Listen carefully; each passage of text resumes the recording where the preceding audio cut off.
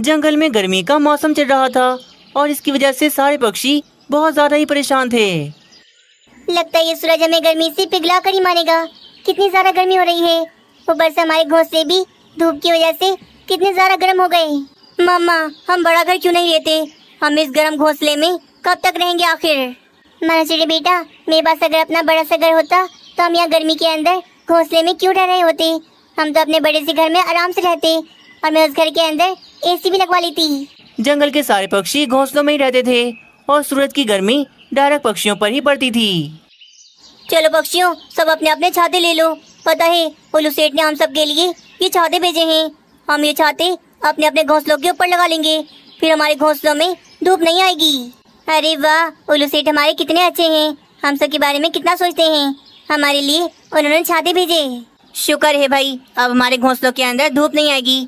हम गर्मी से थोड़ा बहुत तो बच जाएंगे। सारे पक्षी खुशी खुशी कालू कौवे से छाते लेकर अपने अपने घोंसलों के ऊपर लगा लेते हैं, जैसे उन पक्षियों को नई छत मिल गई थी। अब बढ़िया लग रहा है ना, हमारे घोंसले के अंदर धूप नहीं आ रही। कालू जी, अब हम अपने घोंसले के अंदर सुकून से रहेंगे। आगे की कहानी देखने से पहले वीडियो को एक लाइक जरूर कर दें। उल्लू सेठ की वजह से सब पक्षी बहुत ज्यादा खुश हो गए थे। छाते की वजह से उन्हें अब धूप नहीं लग रही थी, परंतु कहते हैं ना, मुसीबत आते देर नहीं लगती। गर्मी का मौसम तो था, परंतु अचानक से तेज हवाएं चलने लगती हैं, जिसकी वजह से सब पक्षियों के छाते हवा में उड़ने लगते हैं। अरे बाप रे, ये गर्मी तो हमें जीने नहीं दे रही। अभी कितनी गर्मी थी और अब ये हवाएं चलने लगी। अरे बाप रे, हवा की वजह से हमारे छाते उड़ रहे हैं। लगता है कालू कौवे, हम पक्षियों ने बहुत बुरे पाप किए हैं, इसीलिए तो ये गर्मी हमें जला के मारना चाहती है। कालू जी, मैं आपसे कब से कह रही हूँ कि चलो मेरे भैया के घर दूसरी जगह चलते हैं, लेकिन आप तो मेरी सुनते ही कहाँ हो। जब ये धूप हमें जला के भस्म कर देगी तब आप मेरी बात समझना। रानी, तुम्हें तो बड़ा मजा आएगा अपने भाई के घर, पर तुम्हारा वो चालाक भाई मुझे बहुत परेशान करता है।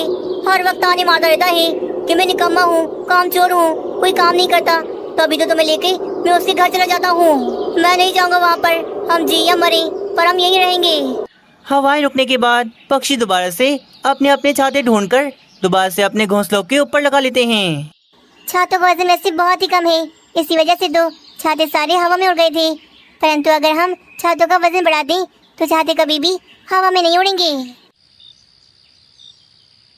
देर रात तक सोचने के बाद मीनू चिड़िया को एक बढ़िया सा उपाय मिल गया था, पर उस उपाय के लिए मीनू चिड़िया को थोड़े पैसे चाहिए थे।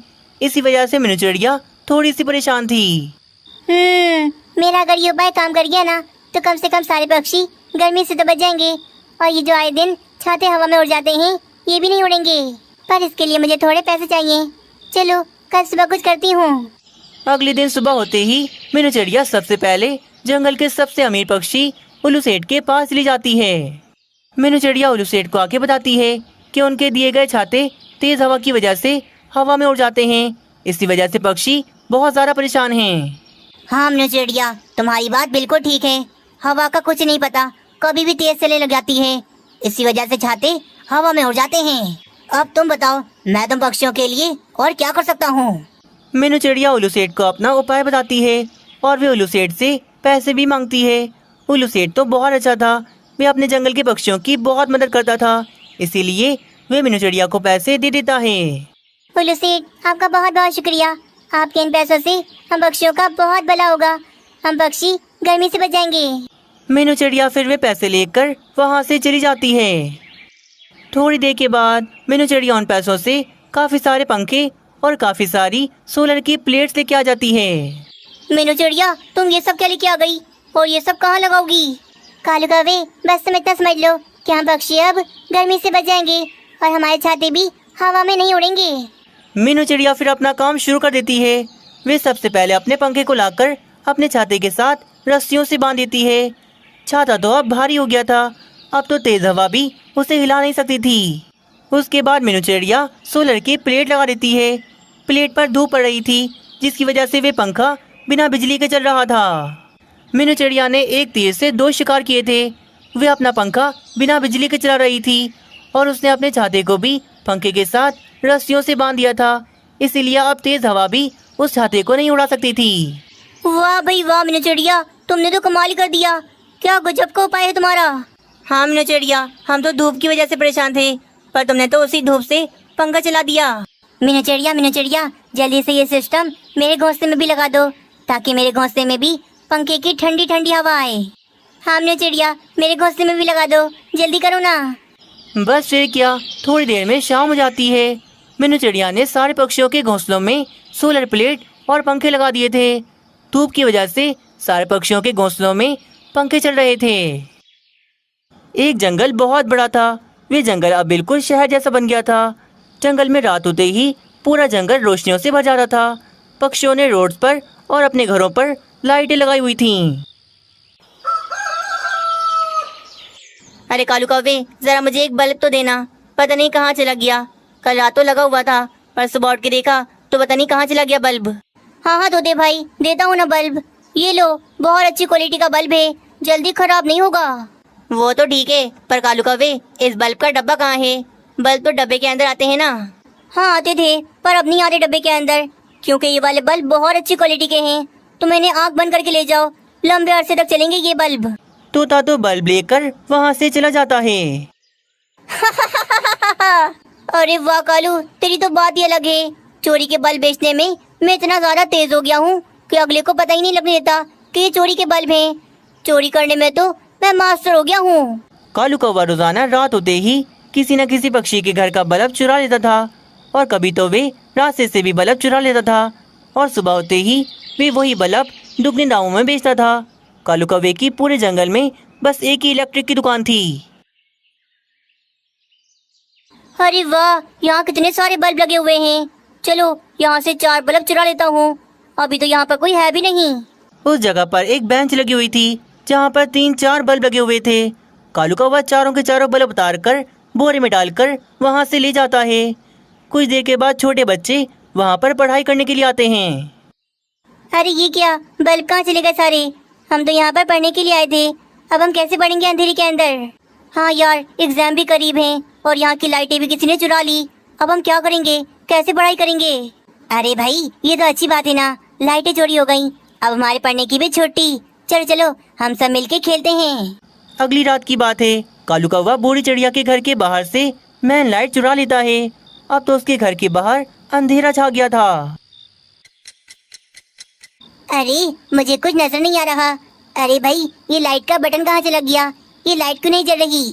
बूढ़ी चिड़िया बार बार लाइट का बटन दबाई जा रही थी, परंतु लाइट होती तो ही जलती। अंधेरे की वजह से अचानक से बूढ़ी चिड़िया का पाँव फिसल जाता है और वे सीढ़ियों से नीचे गिर जाती है। हाय रे, मैं मर गई, मेरी कमर टूट गई। अरे मेरी बूढ़ी हड्डियाँ टूट गई, अब मैं नहीं बचूंगी। अरे माँ, क्या हो गया, कैसे गिर गई? अरे मैंने कितनी बार कहा है आपको कि रात को बाहर नहीं जाया करो, अंधेरा होता है बाहर। अरे बेटी, घर के बाहर तो लाइट लगी हुई थी ना, वही नहीं जल रही थी, मैं उसे ही जला रही थी, पर मेरा पैर फिसला और मैं सीढ़ियों से नीचे गिर गई। कोमल चिड़िया लाइट की ओर देखती है। वे देखती है कि वहाँ पर तो बल्ब भी नहीं लगा हुआ था। अरे बाप रे माँ, पहले तो रोड और गलियों के बल्ब चोरी हो रहे थे, पर आज तो हमारे घर का ही बल्ब चोरी हो गया।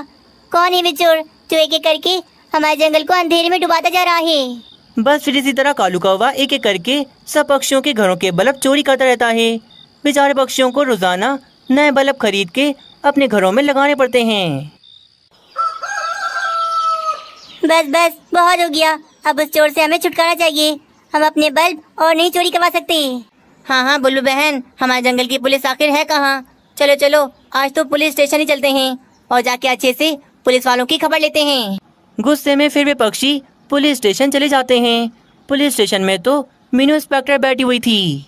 मीनू इंस्पेक्टर, कहाँ खोई रहती हो तुम? हमारे जंगल में इतनी चोरियां हो गई और ये पुलिस तो हाथ पे हाथ रख के बैठी हुई है। हाँ, मेरे घर के बाहर का बल्ब चोरी हो गया। अंधेरे की वजह से मेरी माँ जी सीढ़ियों से गिर गयी, उन्हें कितनी चोट आई। मेरी माँ जी को अगर कुछ हो जाता तो मैं क्या कर लेती? मेरा बेटा तो फेल हो गया एग्जाम में। सारे बच्चे रोजाना रात को पार्क में जाके एक साथ पढ़ाई करते थे, पर किसी चोर ने पार्क के सारे बल्ब चुरा लिए। अंधेरे की वजह से बच्चे पढ़ाई नहीं कर पाए और मेरा बेटा फेल हो गया। हाँ, कौन जवाब देगा इसका? मीनू इंस्पेक्टर चुप क्यों हो? बताओ ना, कौन जवाब देगा इसका? पक्षियों पक्षियों, मुझे सब पता है कि इस जंगल में एक चालाक चोर है जो पक्षियों के रात को बल्ब चोरी कर रहा है। मैं तो यहाँ पर अभी कुछ दिन पहले ही आई हूँ। मेरे से पहले यहाँ पर कोई और इंस्पेक्टर था, पर अब मैं आ गई हूँ ना पक्षियों, मैं उस चोर को पकड़ के ही दम लूंगी। बड़ी बड़ी बातें न करो मीनू इंस्पेक्टर, पहले उस चोर को पकड़ के दिखाओ, फिर हम मानेंगे। पक्षियों का इतना गुस्सा देखकर मीनू इंस्पेक्टर ने ठान लिया था कि अब तो वे उस बल्ब चोर को पकड़ के ही रहेगी।